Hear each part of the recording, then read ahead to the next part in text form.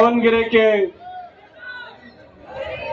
बुजुर्गों, मां बहनों, नौजवान साथियों,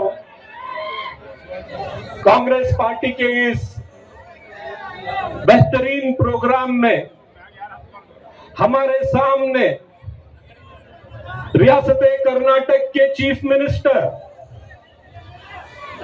इस रियासत के गरीबों की आवाज, इस रियासत के दलितों की आवाज, इस रियासत के अक़लियतों की आवाज और पूरे हिंदुस्तान में आरएसएस और संघ परिवार के एजेंडे के खिलाफ खड़े होकर, निडर होकर जो आवाज बुलंद होती है, जनाब सिद्धरामैया साहब हमारे इस स्टेज पे मौजूद हैं और उनका साथ देने के लिए आपके डिस्ट्रिक्ट के मिनिस्टर जनाब एसएस मल्लिकार्जुन साहब, एमपी प्रभा मल्लिकार्जुन साहिबा, हमारे कैंडिडेट समर्थ मल्लिकार्जुन, यहाँ पे मौजूद सारे लीडर्स। मुझे वक्त कम दिया गया है, ज्यादा वक्त नहीं है, इसलिए माफ कीजिएगा, मैं सबका नाम नहीं ले सकता। तनवीर सेठ साहब है, हारिस भाई है, सलीम अहमद साहब है। बुजुर्गों, दोस्तों, नौजवानों, मैं शहीद हजरत टीपू सुल्तान के रहमतुल्लाह अलैह के सरजमीन से आता हूं और जो शहीद की सरजमीन से आता है वो कभी यहां खड़े होकर के झूठ नहीं बोल सकता।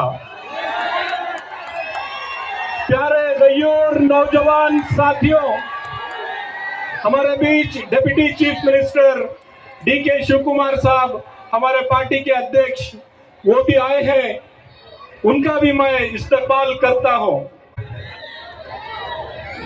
दोस्तों, बुजुर्गों, नौजवानों, मैंने आपको कहा कि मैं शहीद की सरजमीन से आया हूं और मैं यहां खड़े होकर के चंद बातें आपसे कहना चाहता हूं। ये चंद बातें क्यों इतनी जरूरी है, क्यों इतनी अहम है, क्योंकि ये बातें ना सिर्फ दावणगेरे साउथ में जो रिजल्ट आने वाला है, वो जो आपका उत्साह है, आपकी ताकत जो यहाँ जमा हुई है, इस मैदान में जमा हुए ये छोटी सी झांकी है, इसी को देखते हैं तो हमें पता चल जाएगा कि इस सरजमीन में कांग्रेस पार्टी का कैंडिडेट बहुत बड़ी मार्जिन से जीत कर असेंबली में जाने वाला है। दोस्तों, बुजुर्गों, नौजवानों, बहुत सारी बातें हो रही हैं। क्या हो रही है कि हमारे साथ नाइंसाफी हो गई, हमारे साथ बहुत गलत हो गया, हमारे साथ इतनी नाइंसाफी हो गई कि इतनी रंजिश हो गई कि इतने चंद लोग खिलाफ हो गए कि वो चाहते हैं कि बीजेपी को यहां से जिता दें और कांग्रेस पार्टी को यहां से हरा दें। मैं उन सब से कहना चाहूंगा कि यहाँ की आवाम, यहाँ का वोटर सियासी तौर पर बेदार वोटर है। यहाँ के लोग इतने मासूम नहीं है, इतने बेवकूफ नहीं है, सीधे साधे भोले भाले होंगे, लेकिन इतने भी बेवकूफ नहीं है कि हम अपने हाथों से बीजेपी को जिताकर वो हथियार हमारे खिलाफ इस्तेमाल करने के लिए हम दे दें। दोस्तों, बुजुर्गों, नौजवानों, जिन लोगों ने कहा कि कांग्रेस ने हमारे साथ नाइंसाफी की है, मैं उनको बताना चाहता हूं कि क्या क्या नाइंसाफी की है। ये रिजवान अरशद जो एक आम घर से आता है, इसको एमएलए बनाकर आपके सामने किस पार्टी ने खड़ा किया है? तनवीर सेठ को किस पार्टी ने खड़ा किया?